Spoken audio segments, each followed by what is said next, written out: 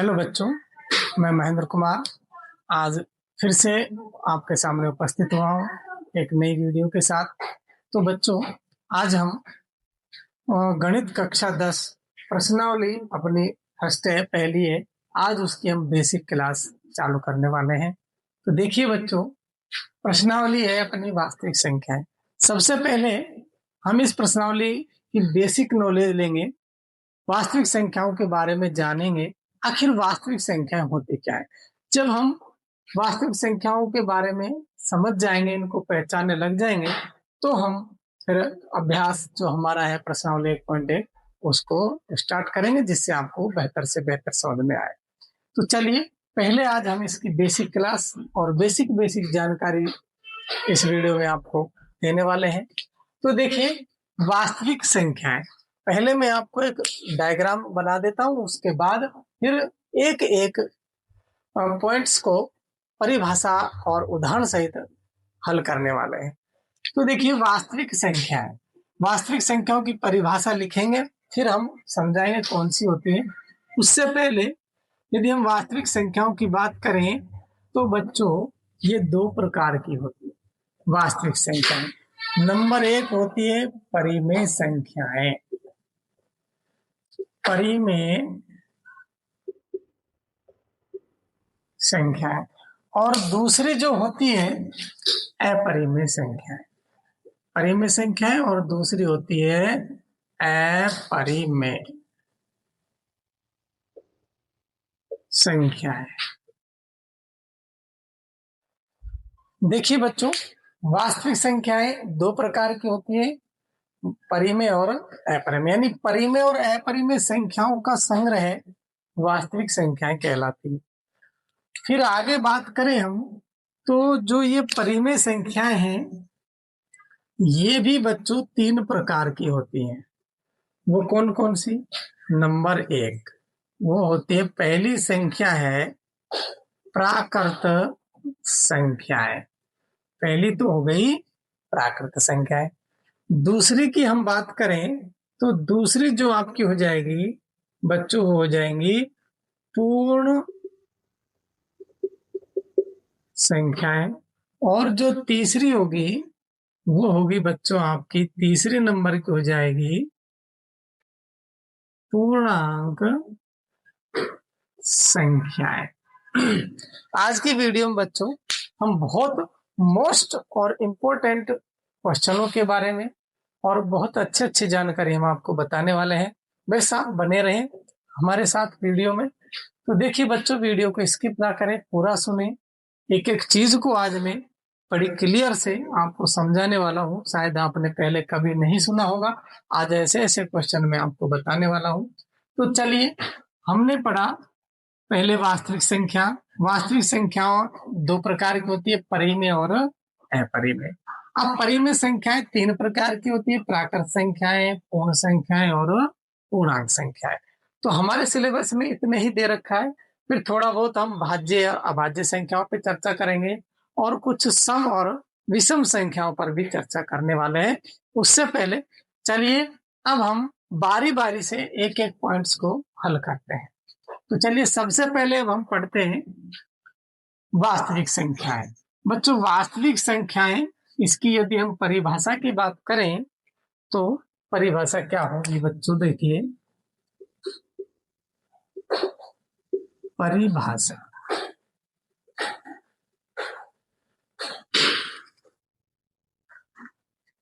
तो इसमें लिखेंगे परिमेय और अपरिमेय। परिमेय और अपरिमेय संख्याओं का संग्रह वास्तविक संख्याएं कहलाता है। वास्तविक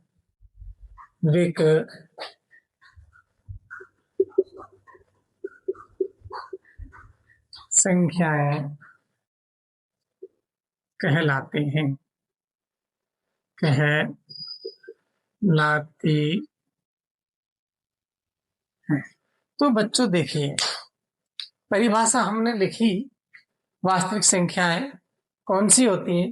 तो परिमेय और अपरिमेय संख्याओं का संग्रह वास्तविक संख्याएं कहलाती है। यानी परिमेय और अपरिमेय संख्याओं का जो संग्रह है वे वास्तविक संख्याएं होती है, जिनके अंदर सारी परिमेय संख्याएं होती हैं और सभी की सभी अपरिमेय संख्याएं भी होती है। यदि मैं एग्जाम्पल की बात करूं बच्चों, तो देखिए एग्जाम्पल इनके क्या क्या हो सकते हैं।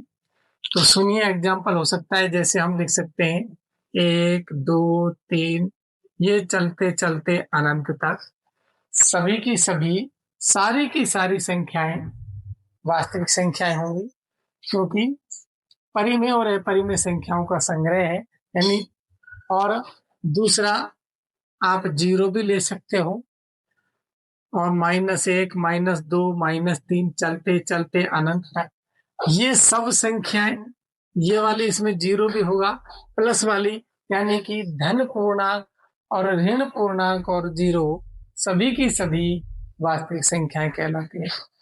और यदि हम बात करें पॉइंट्स वाली संख्या ले लें, मान लो 1.4 2.5, ये वाली पॉइंट्स वाली संख्याएं भी बच्चों वास्तविक संख्याएं होती हैं। और देखिए, और हम लिख सकते हैं जैसे 0.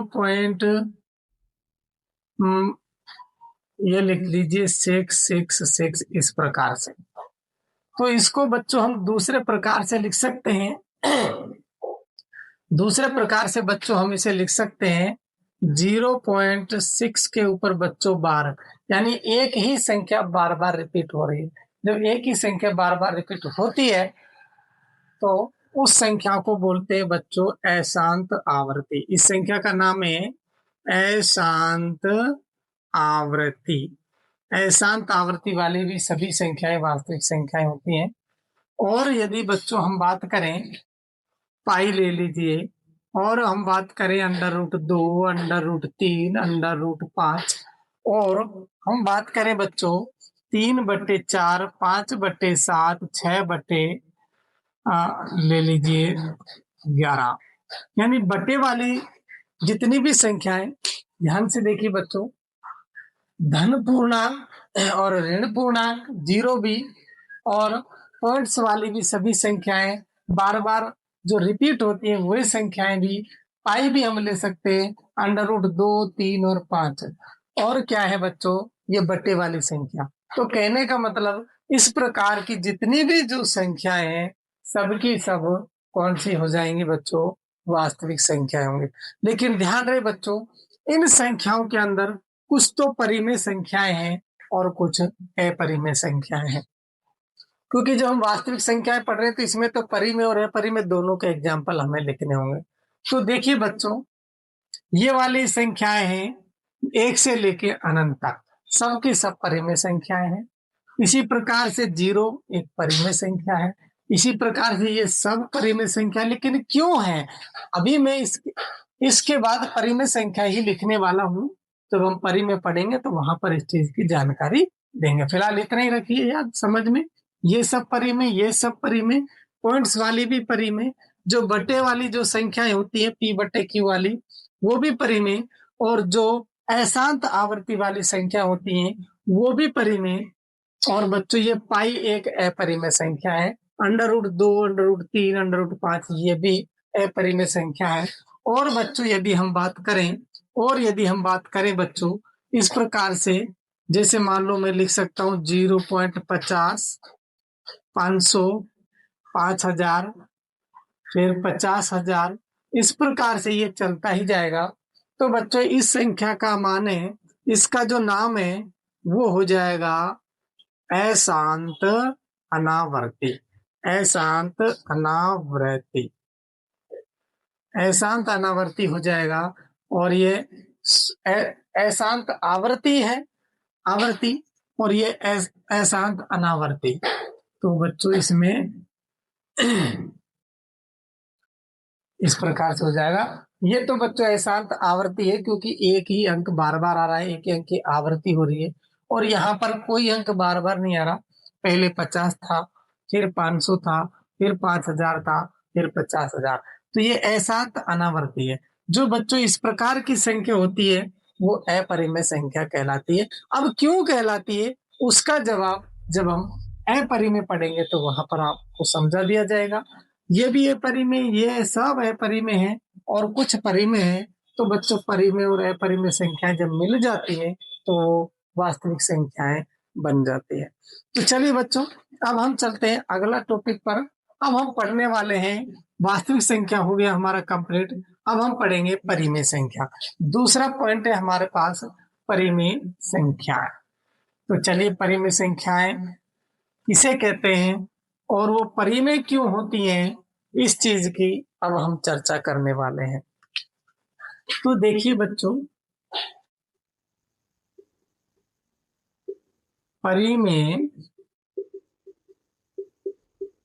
संख्या है, चलिए इसकी हम परिभाषा की बात करते हैं। तो लिख देते हैं बच्चों, वे संख्याएं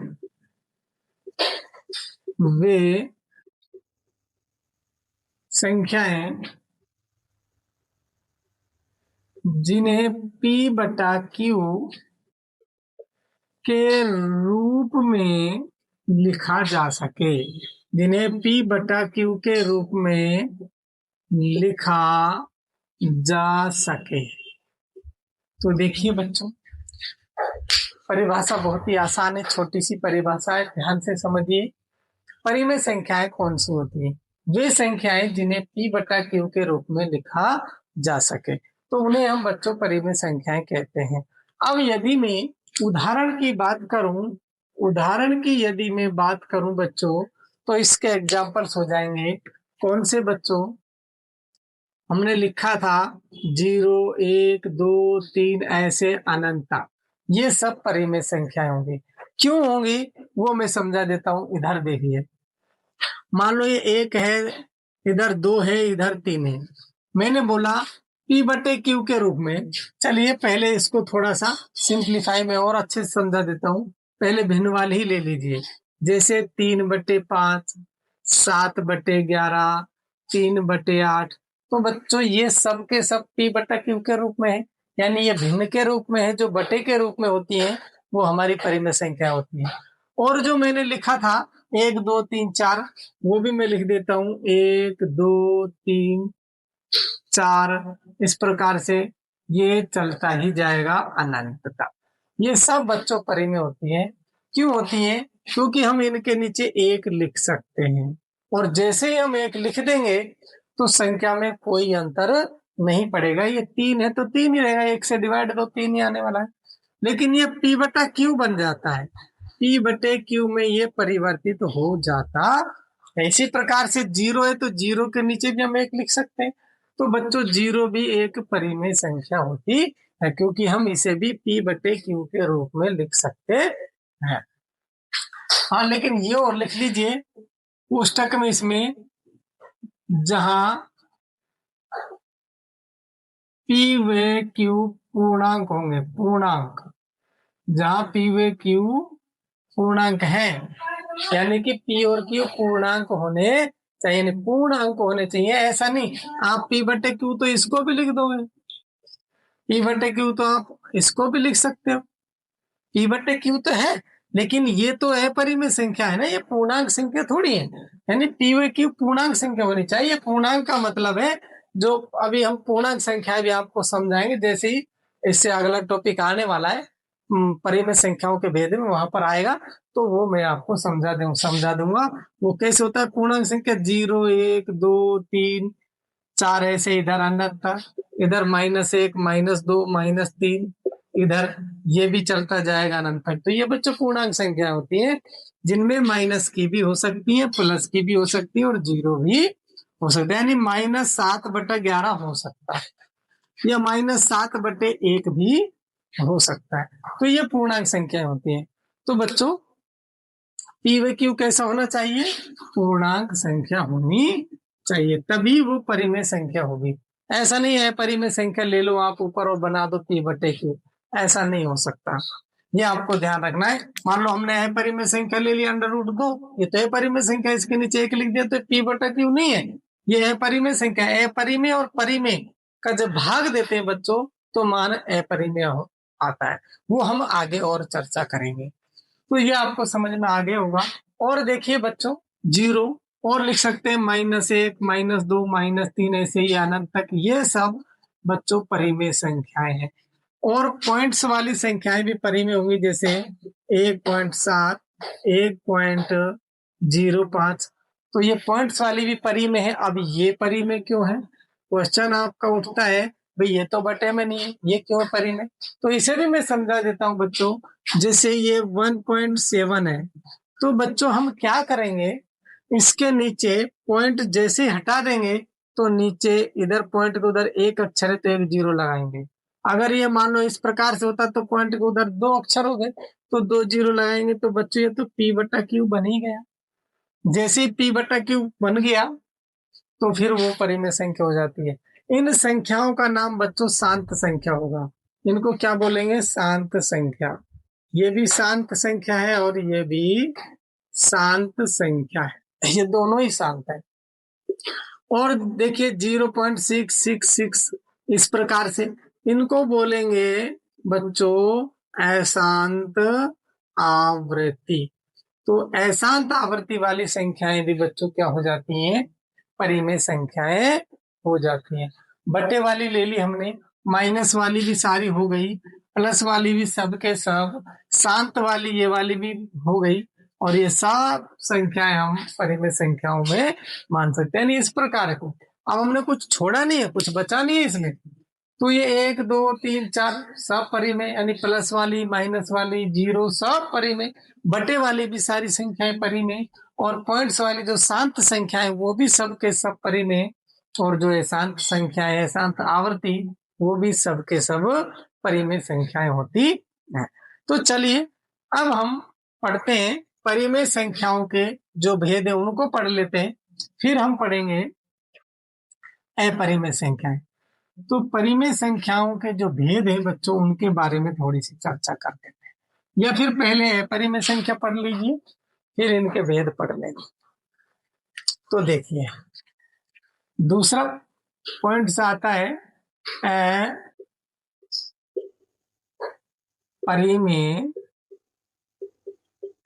संख्याएं। तो इनको देखिए बहुत ही आसान, ये कौन सी संख्या होती है? तो चलिए इनकी चर्चा करें। तो वे संख्याएं जिन्हें P/Q के रूप में नहीं लिखा जा सके, नहीं लिखा जा सके, वे संख्या जिन्हें P/Q के रूप में नहीं लिखा जा सके, उन्हें बच्चों अपरिमेय संख्याएं कहते हैं। अब यदि मैं इसके उदाहरण की बात करूं तो देखिए बच्चों, इसमें कौन कौन से उदाहरण होंगे। जब हमने सारे उदाहरण ही परिमेय में ले लिए तो इसमें कौन से होंगे? तो बच्चों इसमें ये वाले हो जाएंगे 0.50, 500, 5000, 50,000, इस प्रकार से ये चलता ही जाएगा। तो इस प्रकार की जो संख्याएं हैं इनका जो नाम होता है बच्चों वो होता है अशांत अनावृत्ति। अशांत अनावृत्ति, अनावर्ती। इस प्रकार की जो संख्याएं होती हैं बच्चों वे भी हमारी हो जाती हैं अपरिमेय संख्या। और क्या है बच्चों? और दूसरा पाई, ये भी अपरिमेय संख्या है। √2, √3, √5, ये भी सब के सब अपरिमेय संख्याएं होती है। तो आपको समझ में आ गया होगा अपरिमेय संख्याएं कौन सी होती है, क्योंकि इन संख्याओं को हम P/Q के रूप में नहीं लिख सकते। क्यों नहीं लिख सकते, मैं इसको एक बार आपको बता देता हूँ। यदि मान लो हमने कुछ समय पहले अभी अभी आपको मैंने बताया, यदि मैं पॉइंट हटाऊंगा तो नीचे 10 लिखूंगा तो ये तो P/Q बन गया। और यदि बच्चों में इस संख्या के नीचे से पॉइंट मान लो हटा देता हूँ कुछ देर के लिए, तो इसके नीचे में कितनी 0 लगाऊं? देखिए मैं यहाँ पर लिख देता हूँ 50, 500, 5000, 50,000 ऐसे ये चलता ही जाएगा। और बच्चों यदि मैं पॉइंट्स को हटा देता हूँ, चलिए कुछ देर के लिए। अब मैंने पॉइंट्स हटा दिया, तो अब मैं कितनी जीरो लगाऊं, पॉइंट के उधर कितने अक्षर है हम गिन ही नहीं पाएंगे, क्योंकि ये तो अनंत तक चल रहा है। क्योंकि हम गिन ही नहीं पा रहे, तो एहसान है कितनी जीरो लगाएं। और जब हम ये डिफाइन ही नहीं कर पा रहे कि कितनी जीरो लगाएं, तो ये P/Q के रूप में नहीं हो सकता।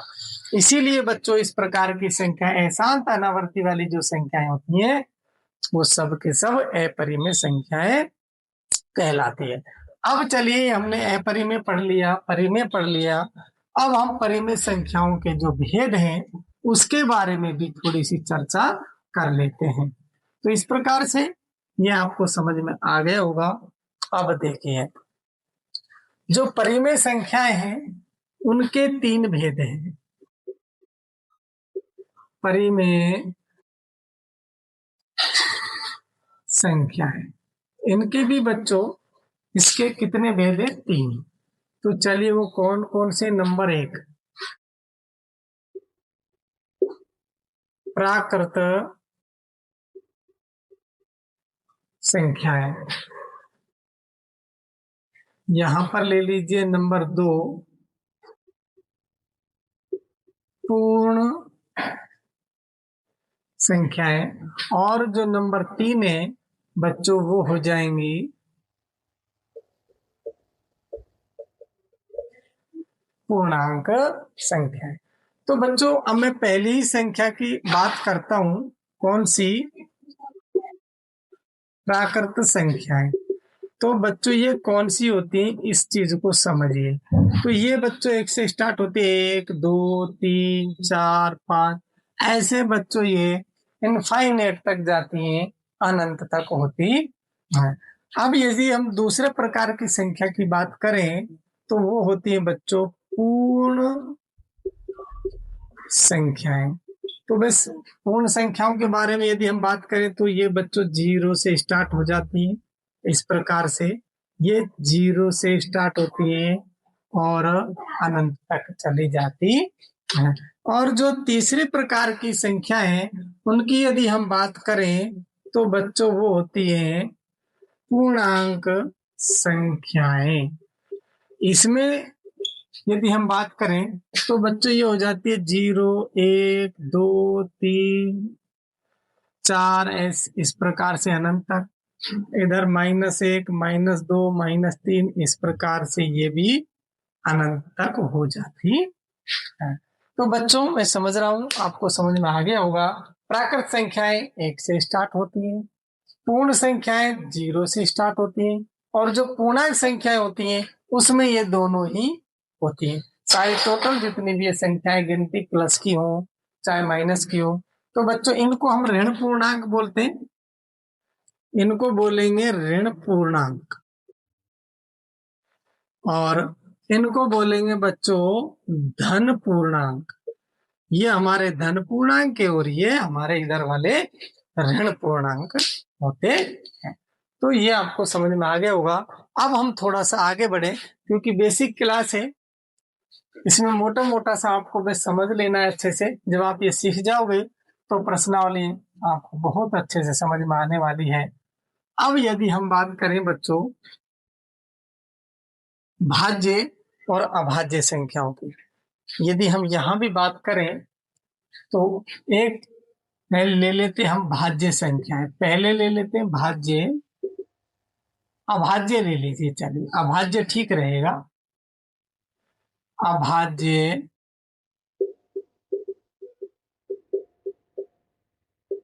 संख्याएं। अब इस चीज को समझिए, अभाज्य संख्याएं किन्हें कहते हैं? तो वे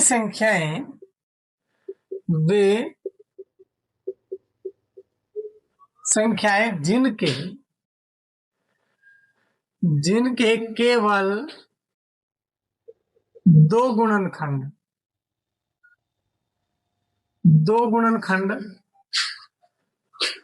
एक या स्वयं वही संख्या हो, एक बार परिभाषा को अच्छे से समझिए, फिर एग्जाम्पल से समझाएंगे। वे संख्याएं जिनके केवल दो गुणनखंड एक या स्वयं वही संख्या हो बच्चों अभाज्य संख्या कहलाती है। अभाज्य संख्या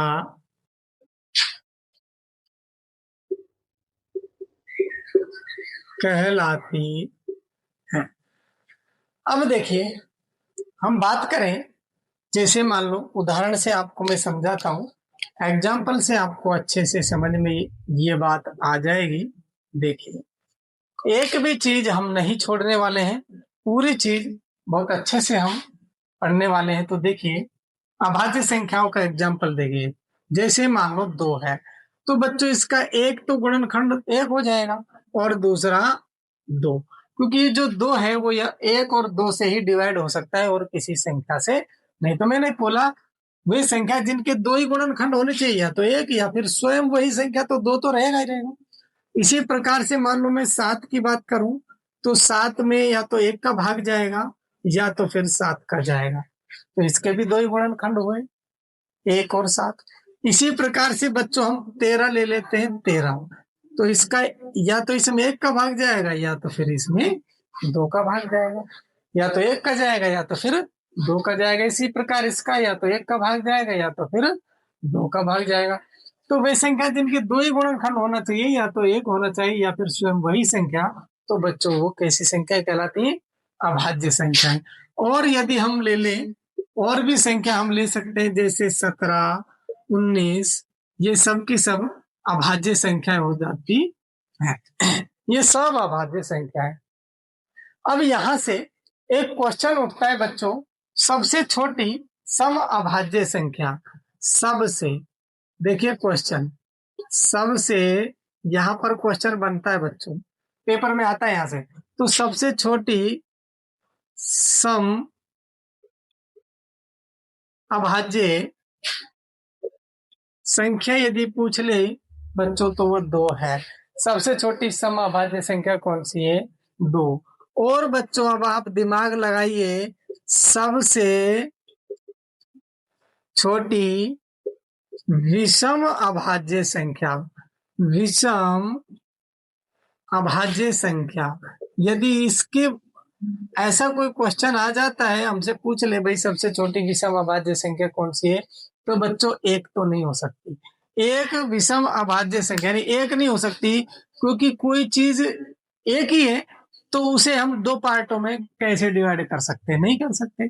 जैसे मान लो हम 10 है हमारे पास, तो 10 के हम 2 पार्ट कर सकते हैं, एक 2 ले सकते हैं, एक 10 ले सकते हैं, हम 10 का विभाजन कर सकते हैं, या 10 को हम एक एक एक एक करके 10 भागों में बांट सकते हैं। जैसे 5 है तो उसको हम एक एक करके 5 भागों में बांट सकते हैं। लेकिन कोई चीज एक ही है तो उसे कैसे डिवाइड कर पाओगे? नहीं कर पाओगे। इसी प्रकार से सबसे छोटी विषम अभाज्य संख्या एक, यदि आप सोच रहे हो तो गलत सोच रहे हो, एक नहीं होगी बच्चों। यही आपको अच्छे से सोचना है और समझना है। एक नहीं होगी बच्चों, वो होगी 3। तो 2 के बाद कौन सी आ जाती है? 3। तो देखिए बच्चों, यदि मैं 3 की बात करूं तो इसका एक तो 1 हो जाएगा गुणनखंड और 1 हो जाएगा 3, क्योंकि 3 में या तो 1 का भाग जाएगा या फिर स्वयं उसी संख्या का। तो बच्चों आपको अब समझ में आ गया होगा, सबसे छोटी सम अभाज्य संख्या 2 है और सबसे छोटी विषम अभाज्य संख्या 3 होती है। तो ये वो चीज आपको अच्छे से समझनी है। यहाँ से क्वेश्चन बोर्ड के पेपर में आता ही रहता है। तो चलिए, हमने अभाज्य संख्या के बारे में अध्ययन किया, आपको समझ में आ गया होगा। अब हम आगे अध्ययन करते हैं भाज्य संख्याएं। तो चलिए, अब भाज्य संख्या, इनके अलावा जो संख्याएं होंगी बच्चों वो भाज्य हो जाएंगी। तो देखिए, आगे हम चर्चा करते हैं भाज्य संख्याएं। अब यहां से देखिए, भाज्य संख्याओं में बात करें तो चलिए मैं लिख देता हूं वे संख्याएं, वे संख्याएं जिनके अभाज्य गुणनखंड, अभाज्य गुणनखंड 2 से अधिक हो। 2 से अधिक, तो वही संख्या है जिनके अभाज्य गुणनखंड 2 से अधिक हो, यानी 3 हो, 4 हो, 5 हो, तो वे हमारी भाज्य संख्याएं कहलाती हैं। तो चलिए मैं एग्जाम्पल ले लेता हूं। एग्जाम्पल नंबर 1, तो जैसे हम ले सकते हैं 4। 4 के देखिए गुणनखंड 4 के कौन कौन से हो सकते हैं भाई? 1 तो होगा ही होगा, फिर 2 से भी इसमें डिवाइड जाएगा, और 4 का तो जाएगा ही जाएगा। यानी 1 और स्वयं तो है, लेकिन इनके अलावा भी किसी संख्या से यदि भाग जाता है तो उसे भाज्य संख्या कहते हैं। जैसे अपन ले लेते हैं 6, इसमें 1 का भाग जाएगा, 6 का भी जाएगा, लेकिन बच्चों इसमें 2 का भी जाएगा और 3 का भी जाएगा।